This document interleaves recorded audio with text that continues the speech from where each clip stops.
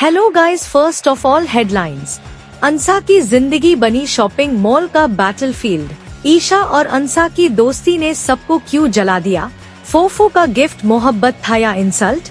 शयन और उसके दोस्त एआई से कौन सी डेंजरस प्लानिंग कर रहे हैं? अनस को घर में बेटा समझा जा रहा है या फुल टाइम सर्वेंट? अमरीन ने सबके सामने हिस्सा मांगकर घर में एटॉमिक ब्लास्ट कर दिया। और सबसे बड़ी बात, क्या फोफो वकाई अनस को दामाद बनाना चाहती है? अस्सलामुअलैकुम गाइस, मैं हूँ कुबरा फतीमा और आप देख रहे हैं मेरा यूट्यूब चैनल। आज हम बात करने वाले हैं बस तेरा साथ हो एपिसोड 8 की। और कसम से इस एपिसोड में जितनी टॉक्सिसिटी, ताने, मैनिपुलेशन और इमोशनल डैमेज था ना, लग रहा था राइटर्स ने सारी फ्रस्ट्रेशन एक हाई एपिसोड में निकाल दी है। एपिसोड की शुरुआत होती है अंसा और ईशा की इमोशनल बॉन्डिंग से। दोनों की कॉन्वर्सेशंस इतनी नेचुरल थी कि एक तरफ दिल को आंची लग रही थी और दूसरी तरफ बंदा सोच रहा था कि बस अभी कोई विलन आके मूड खराब करेगा। और एग्जैक्टली वही हुआ। फोफो ने जब अंसा और ईशा के लिए एक्सपेंसिव ड्रेसेस ली, तब कुछ सेकंड्स के लिए लगा कि फाइनली इस घर में कोई इंसानियत भी एग्जिस्ट करती है। लेकिन फिर एंट्री होती है सेल्फ रिस्पेक्ट वर्सेस एहसान डिबेट की। अंसा ने जो लाइन बोली ना कि एहसान की कीमत थैंक यू होता है, सूट नहीं, ऑनेस्टली उसने पूरी सिचुएशन समराइज कर दी। और मुझे सबसे ज्यादा हंसी इस बात पे आई कि फोफो जेन्युइनली प्यार दिखाना चाहती थी या फ्यूचर इन्वेस्टमेंट कर रही थी। ये अब तक समझ नहीं आया। मतलब ऑडियंस भी कंफ्यूज और घर वाले भी कंफ्यूज। फिर जब अंसा घर आती है तो वहाँ पे ऑलरेडी जेलसी डिपार्टमेंट एक्टिव होता है। भाभी का रिएक्शन ऐसा था जैसे अंसा गक्सी का शोरूम लूट के आ गई हो। मतलब बहन को गिफ्ट मिला है, लेकिन इन लोगों को लग रहा है जैसे इनहेरिटेंस पेपर्स साइन हो गए हैं। और सीरियसली, ट्रक के नीचे आ जाए वाली बद्दुआ। ये लोग आर्ग्यूमेंट करते करते डायरेक्टली क्राइम पेट्रोल मोड में चले जाते हैं। मुझे एक बात समझ नहीं आती, इस घर में हर इंसान अंसा से प्रॉब्लम रखता है, लेकिन काम सबको उसी से चाहिए। मतलब फ्री मेड भी, फ्री नर्स भी, फ्री पंचिंग बैग भी। और फिर आता है एपिसोड का सबसे इमोशनल पार्ट, अनस। यार, इस लड़के को देख के जेन्युइनली बुरा लगता है। बंदा अपने दादा का ख्याल रखता है, घर के काम करता है, यूनिवर्सिटी भी मैनेज करता है, इंसल्ट भी बर्दाश्त करता है और फिर भी एटीट्यूड जीरो। मतलब आजकल इतना पेशेंस लॉगऑन में इंटरनेट पैकेज रिन्यू करते वक्त नहीं होता जितना अनस में है।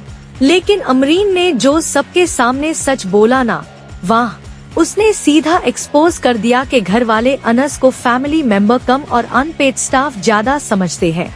और जब सैलरी वाली बात हुई, उफ, कसम से सीन देख के सेकंड हैंड एम्बैरेसमेंट हो रही थी। एक तरफ अनस रो रो के कह रहा है मुझे पैसे नहीं चाहिए, दूसरी तरफ लोग उसकी पूरी जिंदगी की प्राइस लिस्ट बना रहे हैं।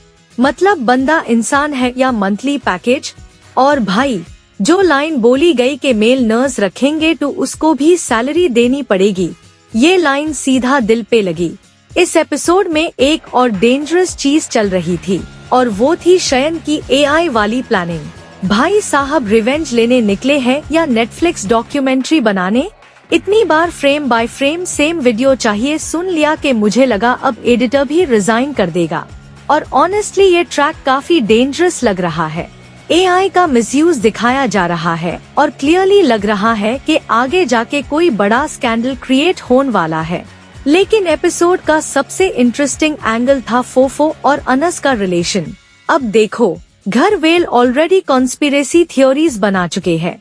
किसी को लग रहा है फोफो अनस पे ज्यादा मेहरबान है, किसी को लग रहा है फ्यूचर दामाद प्रोजेक्ट चल रहा है। और सच बोलूं, ड्रामा ने हिंट्स टू वकाई वैसे ही दिए हैं। फोफो का extra concern, gifts, emotional support, Dubai ले जाने की बातें, मतलब ऑडियंस को सोचने पे मजबूर किया जा रहा है।